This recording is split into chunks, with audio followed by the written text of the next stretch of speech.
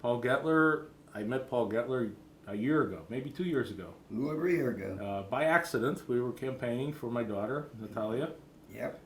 And we were so happy to meet you, and you're a real treasure. And we said we have to get you down on videotape to get your experiences. Paul Goettler is a World War II veteran. He's almost. Are you almost getting up to the 90?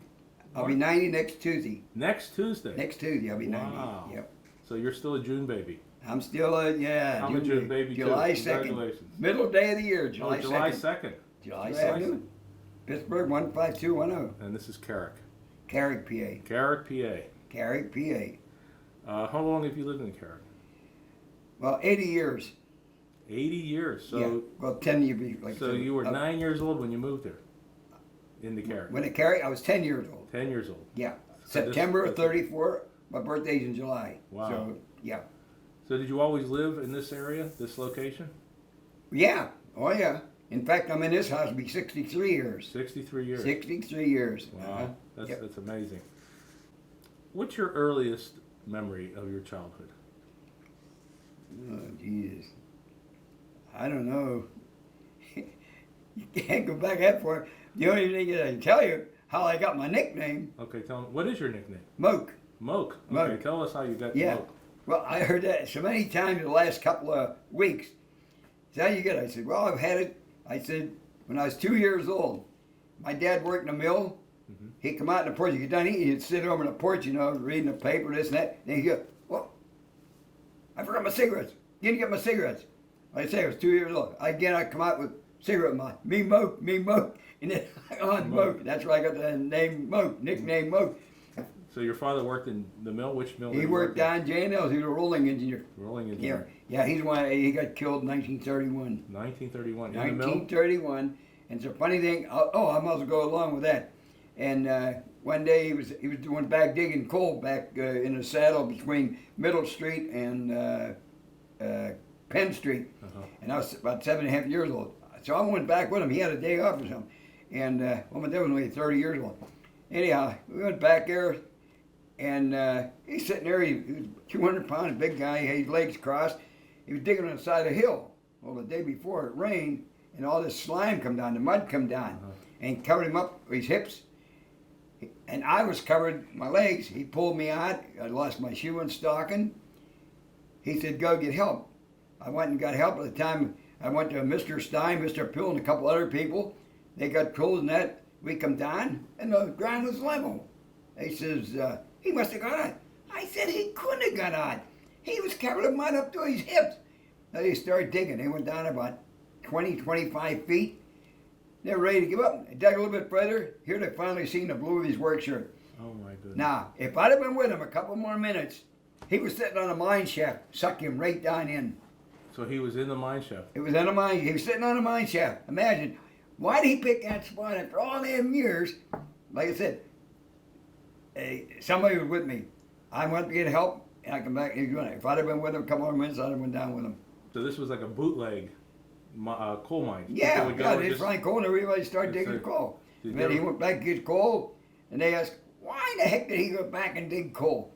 Well, he wanted to get coal for the family. What else are you going to do? Right. But anyhow, it cost me life. So. There were a lot of those coal mines around the area. There was a lot of them around.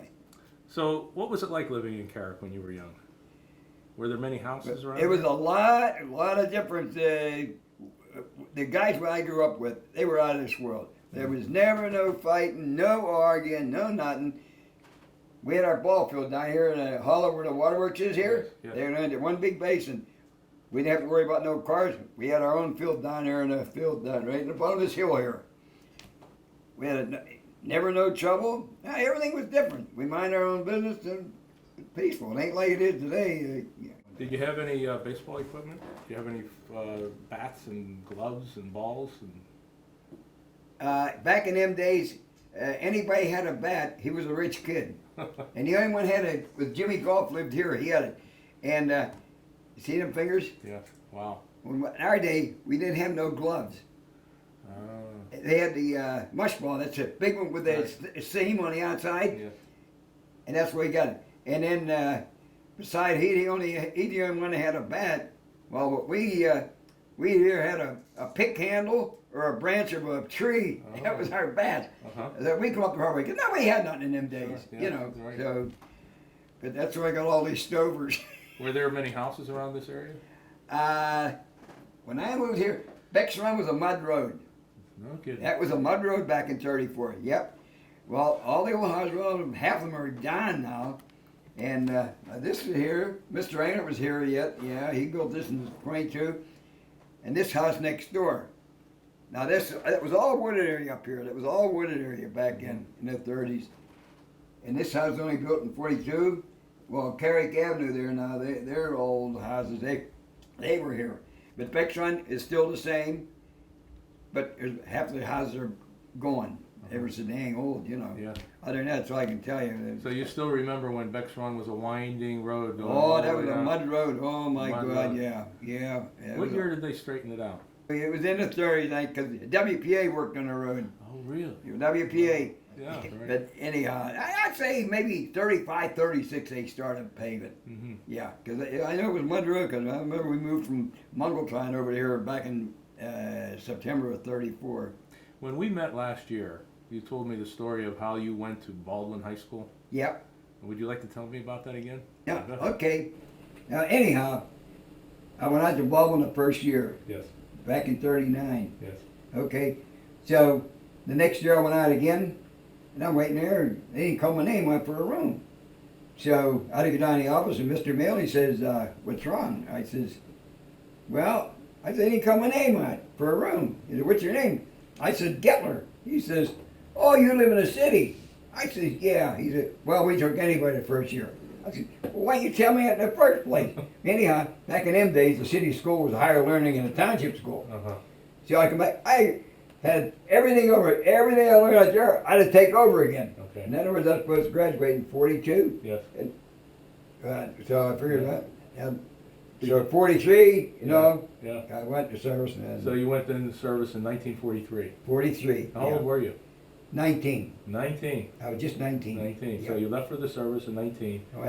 November the 13th, I went in and I got discharged November 16th of 45. Wow. And where were you training originally? Alabama, Fort McClellan, Alabama. Fort Yeah, we were McClellan. down there 16 weeks training. But you know what? You learn more on one day on the line than you do in the whole 16 weeks. Because Okay. you know how to take care of yourself. Uh-huh. And like I told you, I was with 88th Division. They had over 15,000 casualties. I think the 88th must have had the most casualties. That's killed, wounded, or missing. And 88th, well, I'm going into the Army now, they had 344 days on the line. That's a lot of days. But I had 320 myself, but I was replaced. I only joined them 3 months after they got there. But anyhow, yeah, they had 344 days in line. And then, if you want some more statistics about World War II, 60 million people died in World War II. That's women and children and all over, you know. Mhm. And what do you call it? And over 6 million died in prisoner of war camps Mhm. or concentration camps. Well, you know what that. Yeah, yeah. And another thing, nobody ever brings the statistics out. Over 400,000 Americans never came home. Really? Over 400,000. So they never were came missing home. in 'Cause action? nobody ever says the statistics, and I still remember them. And no one knows what happened to them, or they stayed in Europe, maybe? Well, the guys, I got the pictures there. They're laid out. Got killed in Italy. They're in near Anzio, and up in Florence. In France, they got them over there. Oh, they lay out beautifully. They got their own cemeteries over there. Well, when you were you drafted or did you enlist? You enlisted or drafted? Well, drafted. Everybody was drafted. Okay, I was Okay, drafted. Sure, Yeah. sure. You know, Drafted. you waited for your number to come up, and when you came up, you were drafted, Yep. and you went into the service. I could have went in 42. My stepdad was working in the mill, and he got hit with a car, and I was safe for about 8 months. Otherwise, I could have went in the end of 42. Right. But I still made it. So you- I so still you went had- up in the infantry. Right. So you had to support your family at that time. Exactly. I was working down in Oliver's at that time. And we were, after we started out, they finally come on and on the intercom and they says that we're going to Italy. Okay.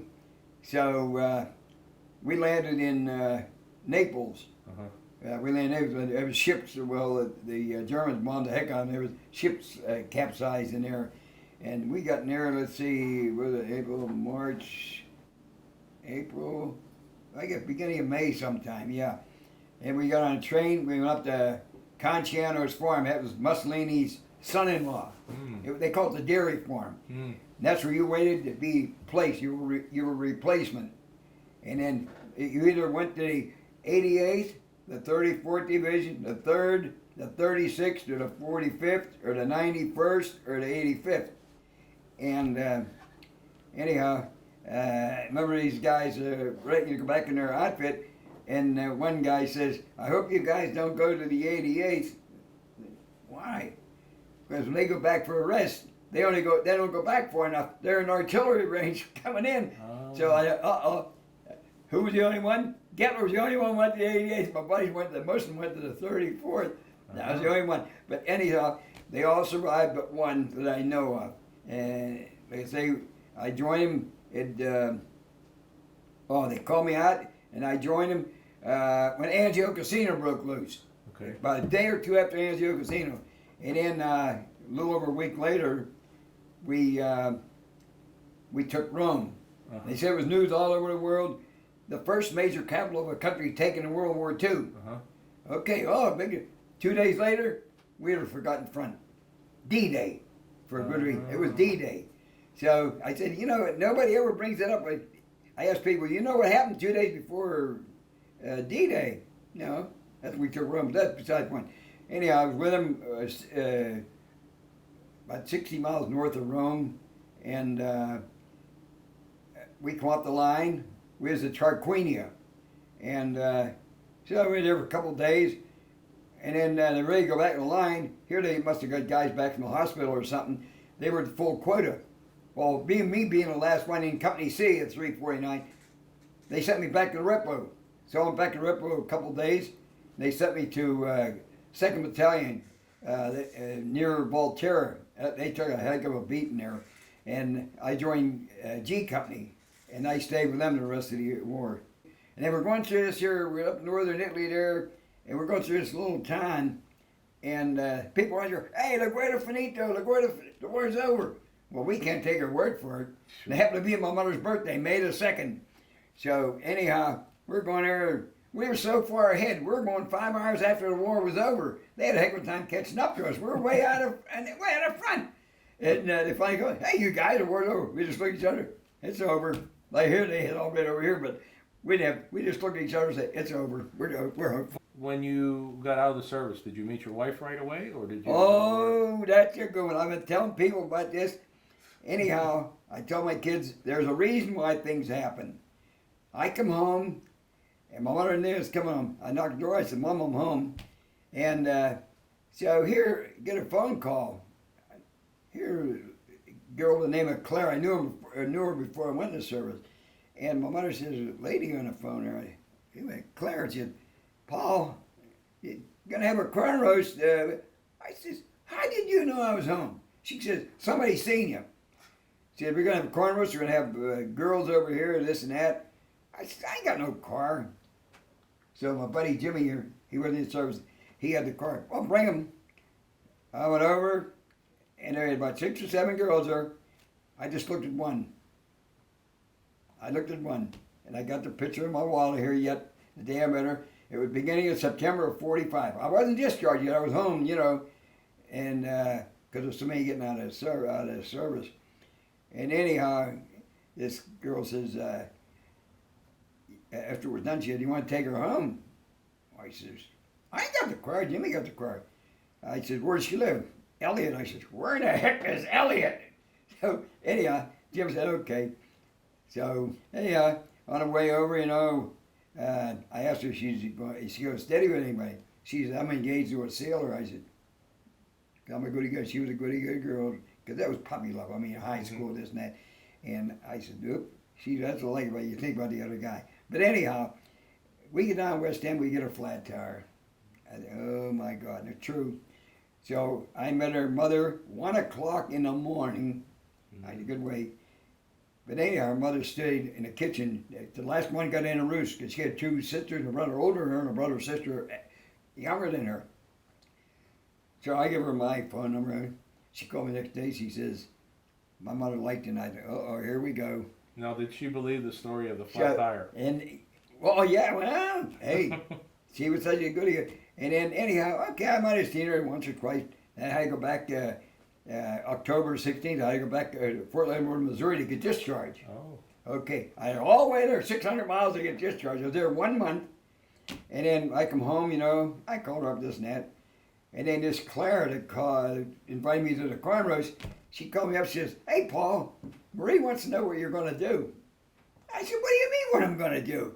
She says, well, Sammy's coming out of the Navy. Once he was engaged, you know. Yeah. He came out of the Navy, when that, I said, hey, no parts, anything. So I didn't get in touch with anything. So she called me in January sometime. She says, I give him back his ring and everything he ever gave her. And like I said, there's a reason why things happen. 9 months later, we were married. Wow. We'd have been married 68 years this August the 3rd. Wow, that's amazing. Yeah, I'll tell you, she was a gem. She was a gem, like I said. Now, you could have been living in Elliott. Well, I think she was glad to get out of Elliott. I guess she was sick of Elliott. All right, so. Yeah, she was a graduate of Langley High in '44. Mm-hmm. But that was another thing. And then when we, she said one day out of clear blue sky, I guess she figured, hey, somebody got to break this up. She said, let's get married. And I said, what? I said, hey, I want to get 3 days a week done, all of hers. And she says, we'll make it go of it. She was such a goody. Oh my God, anyhow, I had to go and ask her dad for permission. Mm-hmm. And we started off married, had 4 rooms, then kids started mounting up and whatnot. But it was, like I said, it happened for a reason. And I said, you know what, if I went to that corn roast, I told me you just wouldn't be here. How many children do you have? 6. 6 children. 4 boys, 2 girls. 12 grandchildren, 1 deceased, and 14 great-grandchildren. Wow. When you came back, where did you work? Did you? Oliver Iron Steel.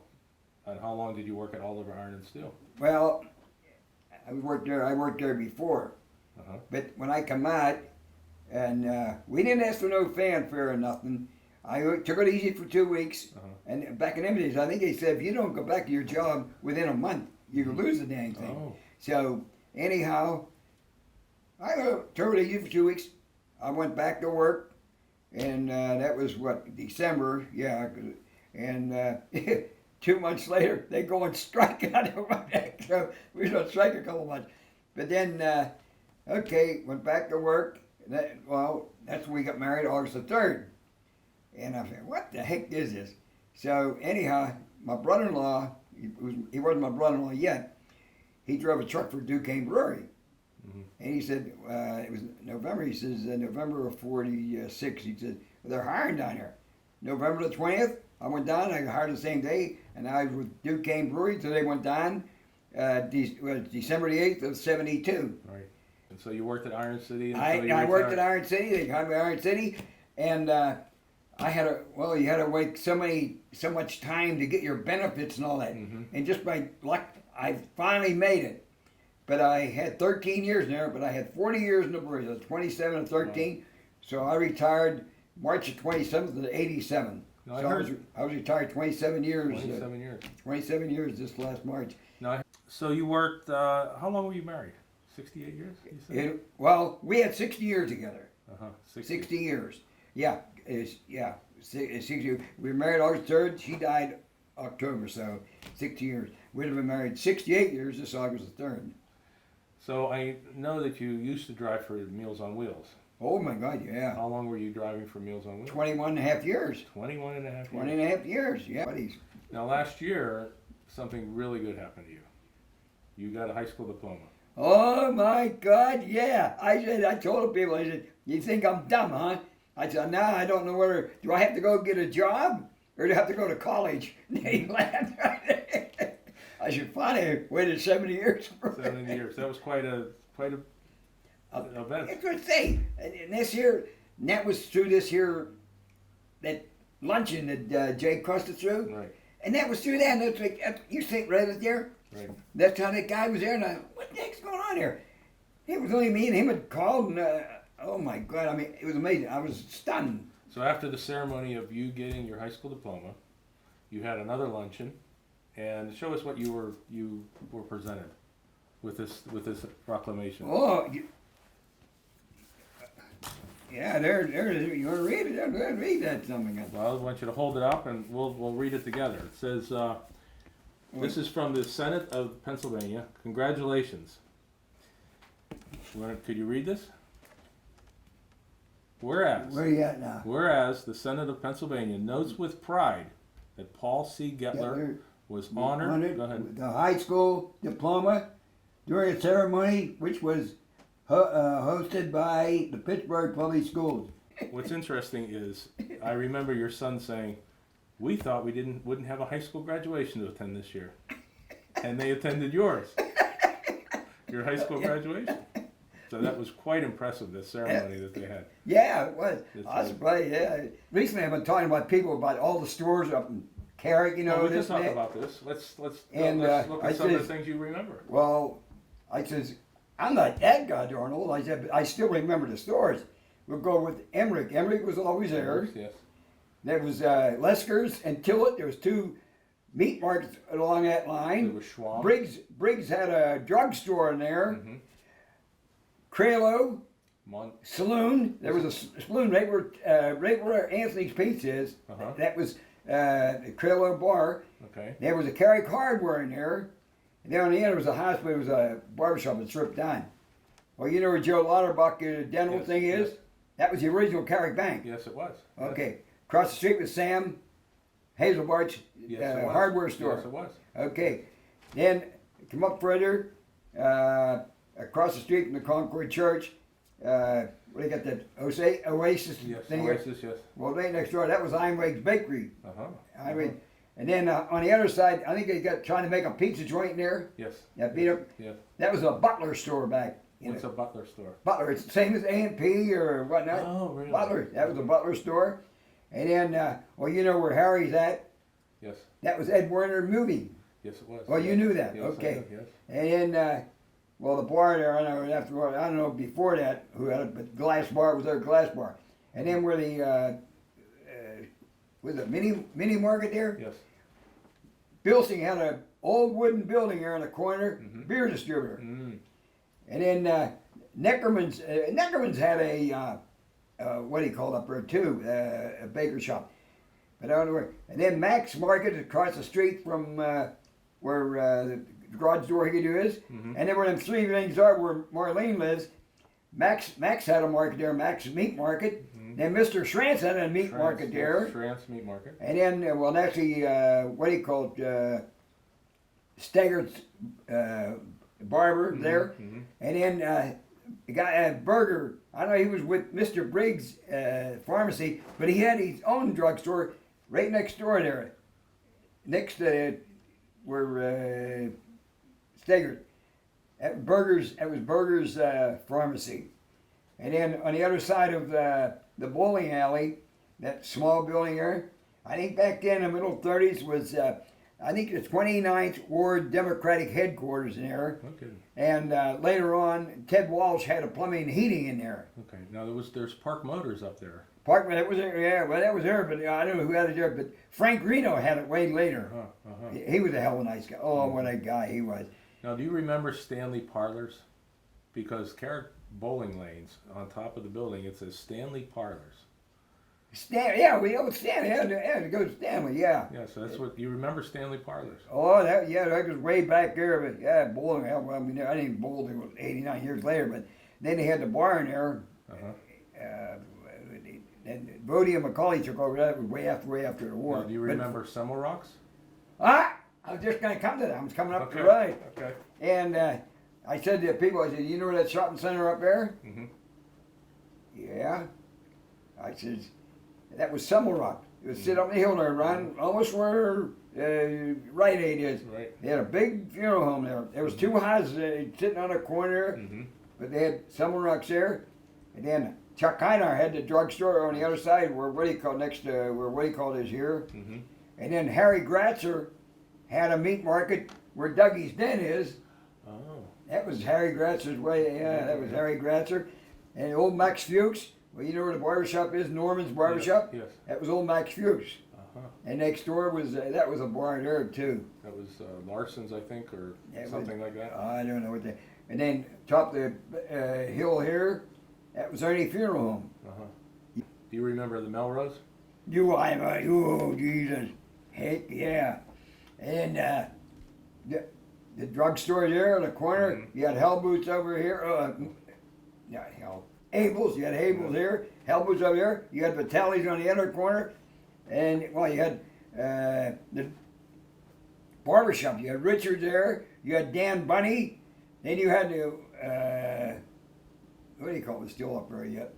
And up here, that they're next to the GBU, that was owned by Coleon. Oh, they sold cars or something there at one time. They used to sell cars at one time. They sold cars Yes. way back. So yeah. that was owned by Coltreons.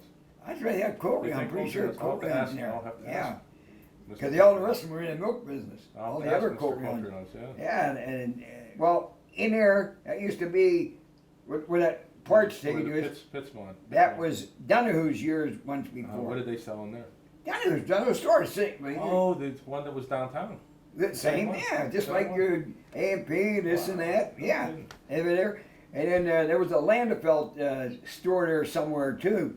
They sold dry goods on it, Landefeld, yeah. Wow. And then over, they used to have remember the bar, the Sportsman Bar, No. right there? No. Okay, Isley's was there, Yes, Isley's yes, was there. Isley. Oh, and next to Isley's, where they make the shirts in it, that used to be Moonshine's, Moonshine's, yes. Moonshine's Meat Market. Yes.